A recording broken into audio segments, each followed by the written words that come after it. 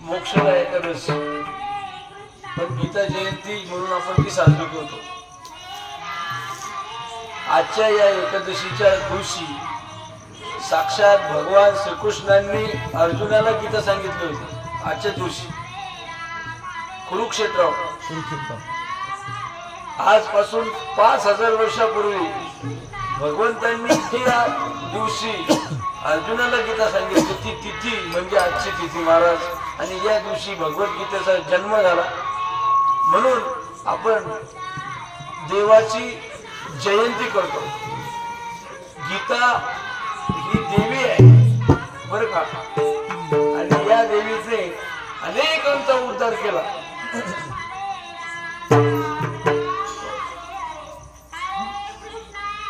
वेद शास्त्राचे करुणी मंथन देवे गीता रत्न प्रगट केले.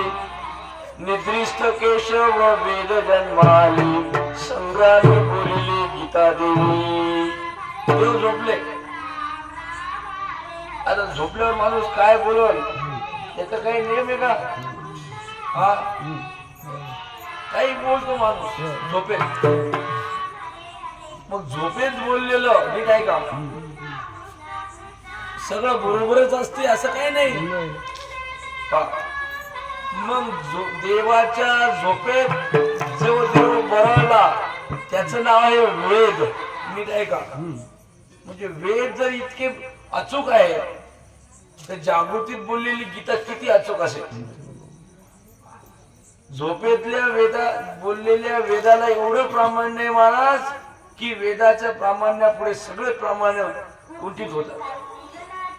निरंकुश प्रामाण्य वेदाचं. हायकोर्टाचा निर्णय झाला. हायकोर्टाचा निर्णय झाला. काही बोलता येते महाराज? वेद म्हणजे हायकोर्ट आहे आणि सुप्रीम कोर्ट त्याला म्हणतात, सर्वोच्च न्यायालय. वेदाच्या पुढे कोणाचं काही झालं नाही. मग वेद एवढे मोठे तर त्या वेद हा झोपेतला उद्गार आहे आणि जागृतीत जे देव बोलले ती गीता आहे महाराज. म्हणून गीतेला किती महत्व आहे. निद्रिस्त केशव वेद जन्माले आणि संग्रामी बोलले गीता देवी. मी देवी बोललो आधीच. गीता देवी आहे आणि देवी सगळ्यांचा उद्धार करते. लोक म्हणतात अर्जुनासाठी गीता. होय, अर्जुनासाठी नाही, आपणच अर्जुन आहे.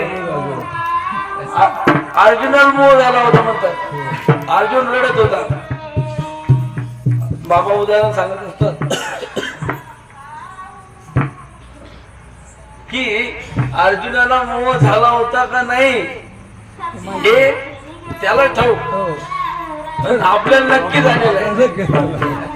आपल्याला कसं झालं आहे का? लहान पोरं असतात, किती पोर लहान मुलं लोक 2-2 लाख रुपये वगैरे खर्च करतात निवडणुका लढण्यासाठी. लढली निवडणूक, निवडून आले, पळवापळवी. आता नाही राहिलं ते. पहिले लय होतं ग्रामपंचायतीत, आता राहिलं पळवापळवी करायची. मग मेंबरच पळून न्यायचे आणि सगळं झालं. आणि ज्या दिवशी मतदान आहे त्या दिवशी आले बा, आणि इकडून 6 मतं पडले, इकडून 6 पडले. आता कोणाचा सरपंच करणार? दोन्हीकडे 6-6 मतं पडल्यावर काय म्हणले, आणा एखादा पोरग धरून. लहान पोराला धरून आणायचं महाराज आणि लहान पोराला चिठ्ठी उचलायला लावायची. जे चिठ्ठी उचलन तो झाला सरपंच. ज्यांना स्वप्नही पाहिले नसते ते लहान मुलांना चिठ्ठी उचलली की ईश्वर चिठ्ठी महाराज सरपंच. कारण लहान मुलाला काही त्याच्या मनात पाप नसते. मग बाबा म्हणतात ऐका पाप कुठून सुरू होते?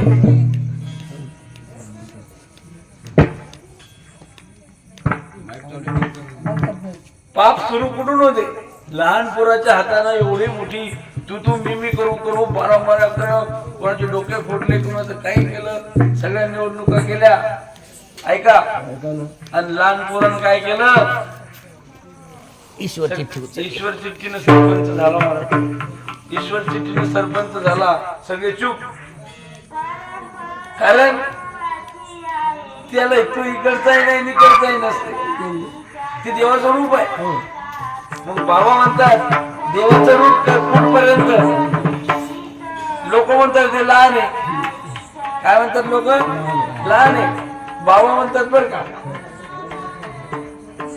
जोपर्यंत लहान आहे म्हणजे मग तो काही पण खातो का?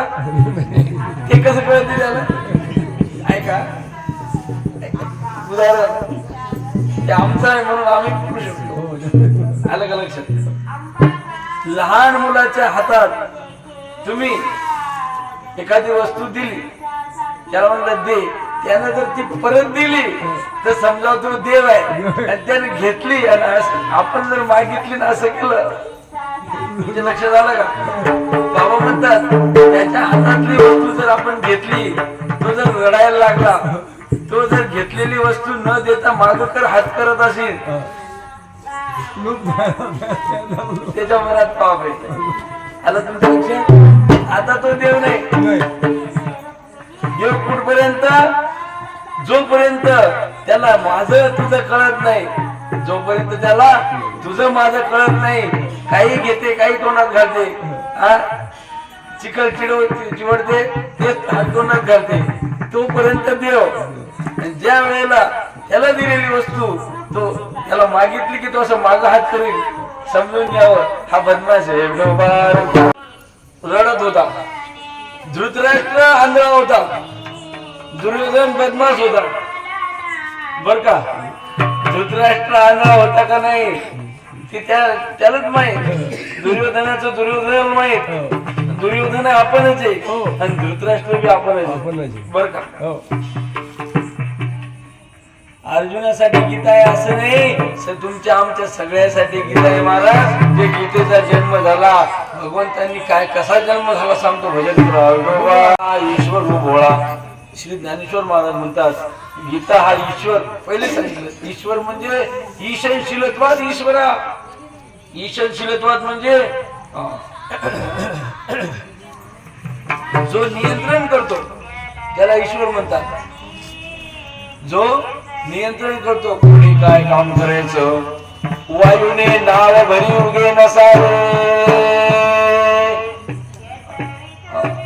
सूर्याने तापावे, शशांकी निववावे. दिवसभर सूर्य तापतो आणि संध्याकाळी चंद्र उगवला की सगळं शांत होत. हे आज्ञा माझी. भगवान म्हणतो गीतेत देव काय म्हणतो? ही आज्ञा माझी. सूर्यानं तापायचं, वेळेवर उठायचं, चंद्रानं संध्याकाळी अमृताचा वर्षाव करायचा, चंद्रानं शीतलता प्रदान करायची, वायूने नाव भरी उगे नसावे. वायूने जर थोडासा काळच केला नाही म्हणजे लय थंडी वाजून राहिली, मरतील ना लोक.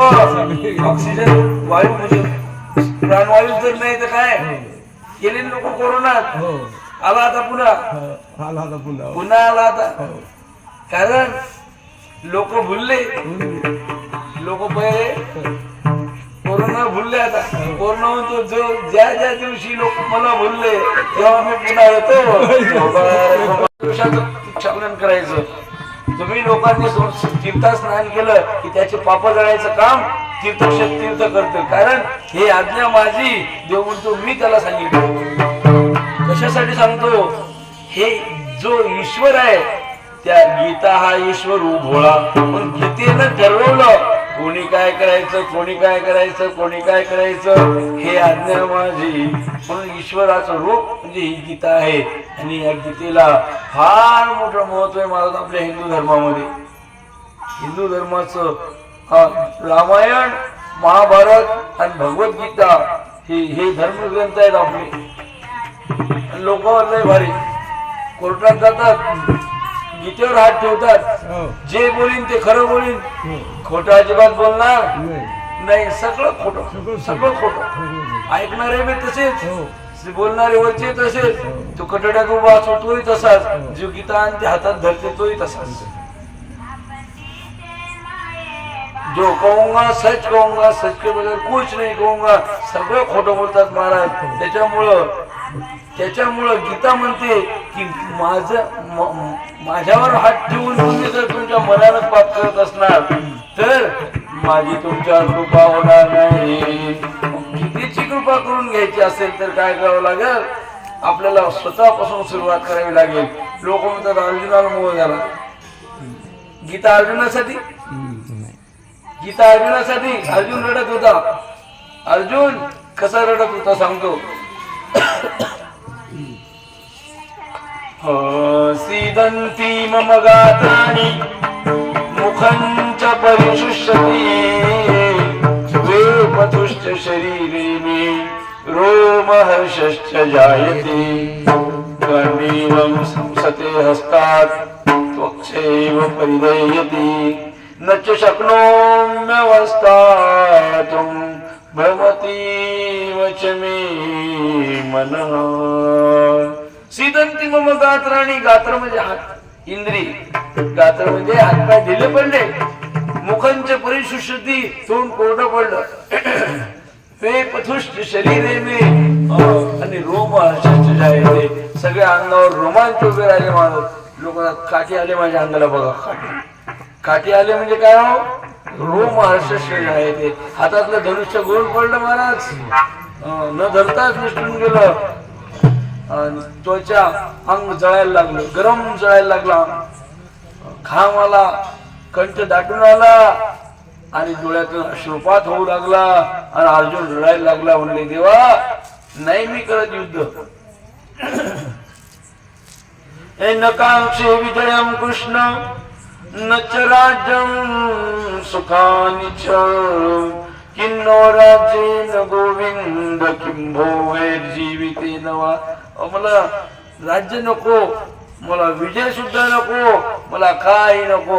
मग अर्जुन म्हणतो मला हे काही चांगलं नाही दिसून राहिलं. निमित्तानि च पश्यामि विपरीतानि केशव. तेव्हा हे काही बरोबर नाही वाटून राहिलं मला.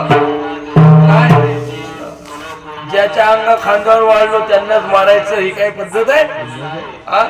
मात्रा स्पर्शात कोणते आपलं मातुला शिक्षुरा पौत्रा शाला संबंधी नसता.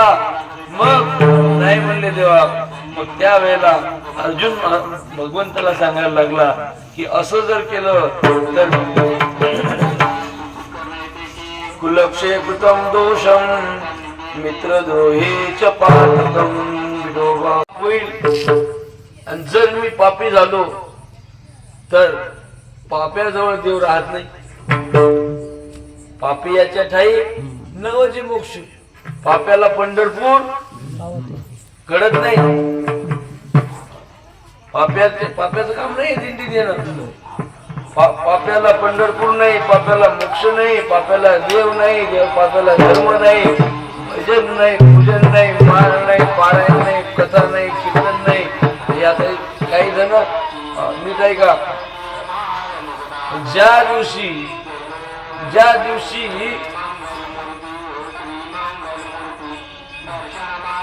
माझ्या अंतःकरणात पाप निर्माण होईल त्या दिवशी तू आमच्यापासून निघून जाशील. ऐका,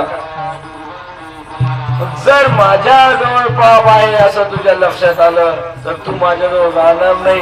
आणि जर तूच नाही तर मग काय फायदा माझा? म्हणून मी युद्ध करत नाही. अर्जुन म्हणतो